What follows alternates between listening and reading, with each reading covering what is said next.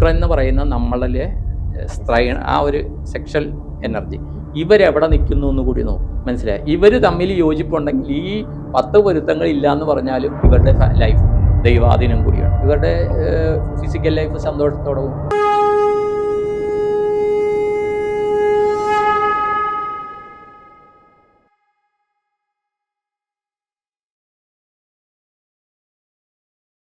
നമസ്തേ.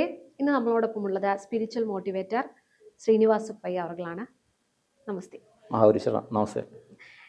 ജാതകം എന്ന് പറയുമ്പോൾ, വിവാഹം എന്ന് പറയുമ്പോൾ തന്നെ ഹിന്ദു ആചാരപ്രകാരം ജാതകത്തിന് വളരെയധികം ഇമ്പോർട്ടൻസ് ഉണ്ട്, ഇല്ലേ?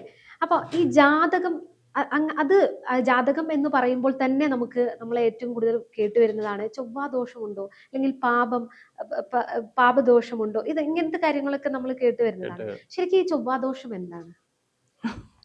ചൊവ്വേനെ പ്രശ്നക്കാരനാക്കിയിരിക്കുകയാണ്. ദോഷക്കാരനല്ല. അപ്പോ ചൊവ്വ ദോഷക്കാരനല്ലേ എന്ന് ചോദിച്ചു കഴിഞ്ഞാൽ ചൊവ്വ ദോഷക്കാരനൊന്നുമല്ല. പക്ഷെ പലയിടത്തും ആക്ട് ചെയ്യും ചൊവ്വ.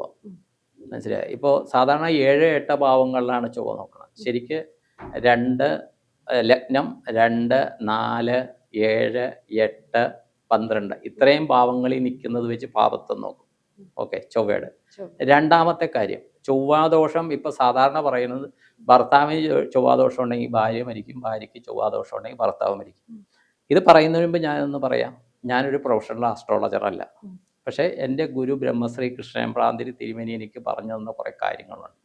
അത് അനുഭവത്തിൽ ശരിയാണെന്ന് എനിക്ക് മനസ്സിലായിട്ടുണ്ട്. ഭർത്താവിന് ചൊവ്വാദോഷമുണ്ട്, ഭാര്യ മരിക്കും. ഭാര്യയ്ക്ക് ചൊവ്വാദോഷമുണ്ട്, ഭർത്താവ് മരിക്കും. ഒരു വൈദവ്യം ഭർത്താവിനാകട്ടെ ഭാര്യയ്ക്കാകട്ടെ പീരീഡ്സ് നീളുകയും കുറയുകയും ചെയ്യുന്നുണ്ട്. ചില സമയത്ത് ഭർത്താവ് മരിച്ച ഉടനെ ഭാര്യ മരിക്കുന്നുണ്ട്. ചിലപ്പോൾ ആ ആഴ്ച മരിക്കും, ചിലപ്പോൾ ആ ദിവസം മരിക്കും, ആ ആഴ്ച മരിക്കും, ആ വർഷം മരിക്കും, ചിലപ്പോൾ 5 വർഷത്തിനുള്ളിൽ മരിക്കും. ഓക്കെ, അപ്പോൾ ചൊവ്വ എന്ന് പറയുമ്പോൾ ഒരാൾക്ക് ചൊവ്വാദോഷമുണ്ട്, മറ്റേയാള് ജീവിതത്തിൽ നിന്ന് ആദ്യം അകന്നു പോകും. അപ്പൊ ചൊവ്വാദോഷം എന്ന് പറയുന്നത് വർക്ക് ചെയ്യലേന്ന് ചോദിച്ചാൽ ചെയ്യും.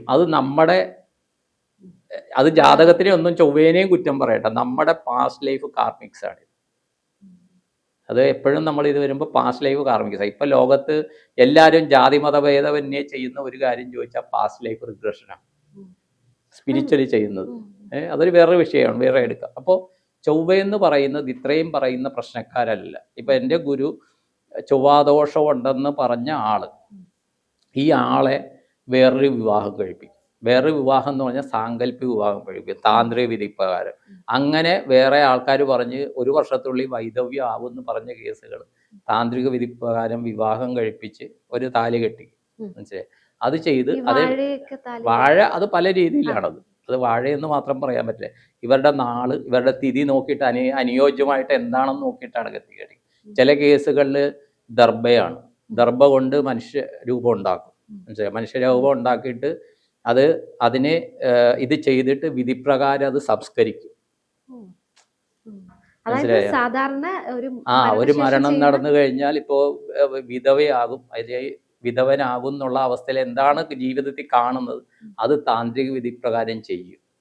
എന്നിട്ട് ഇവരോട് 3 ദിവസം സ്ത്രീകളാണെങ്കിൽ ഇതായിട്ടിരിക്കാൻ പറയും. മരണശേഷം സംഭവിക്കുന്നത് പെൺകുട്ടികളോട് ഇരിക്കാൻ പറയും. മനസ്സിലായി? ഇത് താന്ത്രിക വിധിയാണ്. ഇത് എനിക്ക് ചെയ്യാനൊന്നും അറിയില്ല, ഗുരു ചെയ്തത് എനിക്കറിയാം. അങ്ങനെയുള്ള അദ്ദേഹം ലളിതമായിട്ട് ചെയ്തു കൊടുത്തിട്ട് രക്ഷ. ഇതിൽ വരുന്ന ഒരു കാര്യം എന്ന് വെച്ചാൽ ഇപ്പൊ എന്ത് കാര്യവും മനഃശാസ്ത്രപരമായിട്ട് സമീപിക്കണം. ആദ്യം ഒരു ജാതകം കാണും, ജാതകം നോക്കുമ്പോൾ പ്രശ്നങ്ങൾ പറയും, ചൊവ്വാദോഷം ഉണ്ടെന്ന് പറയും. പിന്നെ ഇത് മനസ്സിൽ കേറി ചൊവ്വാദോഷമുണ്ട്, എനിക്ക് ചൊവ്വാദോഷമുണ്ട്, അല്ലെ എൻ്റെ മകനുണ്ട്, അല്ലെ ഈ മകക്കുണ്ടെന്ന് മനസ്സിൽ കയറിയാൽ നമ്മൾ യൂണിവേഴ്സിലേക്ക് കമാൻഡ് വിടുക ചൊവ്വാദോഷമുണ്ടെന്ന്. എനിക്കറിയാം, ഒരു അമ്മ പരിചയമുള്ളതാണ്, ഞങ്ങളുടെ ഫാമിലി ഫ്രണ്ടാണ്. അവർ പറയുന്നത് അവരുടെ കുട്ടി ഇപ്പൊ കല്യാണം കഴിഞ്ഞ വർഷങ്ങളായി, എൻ്റെ മകൾക്ക് ചൊവ്വാദോഷമുണ്ട് കേട്ടാന്ന് പറയും. അത് നമ്മുടെ മൈൻഡിലേക്ക് ഈ കുട്ടിയും കേൾക്കുകയാണ്. കുട്ടിയാണെങ്കിൽ സുന്ദരിയാണ്. ഞാൻ പറഞ്ഞവരുടെ ഈ കുട്ടിക്ക് നിങ്ങൾ പറയുന്ന ചൊവ്വാദോഷം ഇല്ല. ചില രാശിയിൽ ലഗ്നം ഉണ്ടെങ്കിൽ ചൊവ്വാദോഷം പറയരുത്.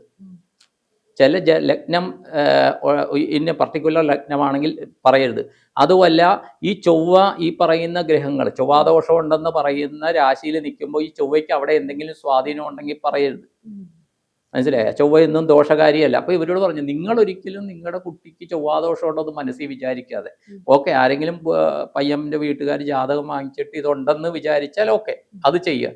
അതാണ്ട് ഒരിക്കലും പ്രത്യേകിച്ച് അച്ഛൻ വിചാരിച്ചാലും പെറ്റ അമ്മ വിചാരിക്കരുത്. കാര്യം അതിൻ്റെ എഫക്റ്റ് ഭയങ്കരമാണ്. പൊക്കിൾക്കൊടി ബന്ധം എന്ന് പറഞ്ഞാൽ അങ്ങേയറ്റമാണ്. കാര്യം എന്താ വെച്ചാൽ ഒരു അമ്മ ഇപ്പോൾ ദൃശ്യയുടെ കുട്ടി ഇതാണ്, പക്ഷേ ദൃശ്യയുടെ കുട്ടി അവിടെ ഇരുന്നൊന്ന് തുമ്മിയാൽ ദൃശ്യയ്ക്ക് ആ വൈബ് കിട്ടും.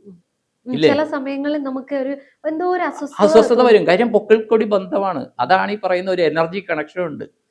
എത്ര കിലോമീറ്റർ, 2-3 കിലോമീറ്റർ ദൂരെയുള്ള സ്കൂളിലായിരിക്കും മോൾ പഠിക്കണം അല്ലെങ്കിൽ മോൻ പഠിക്കണത്.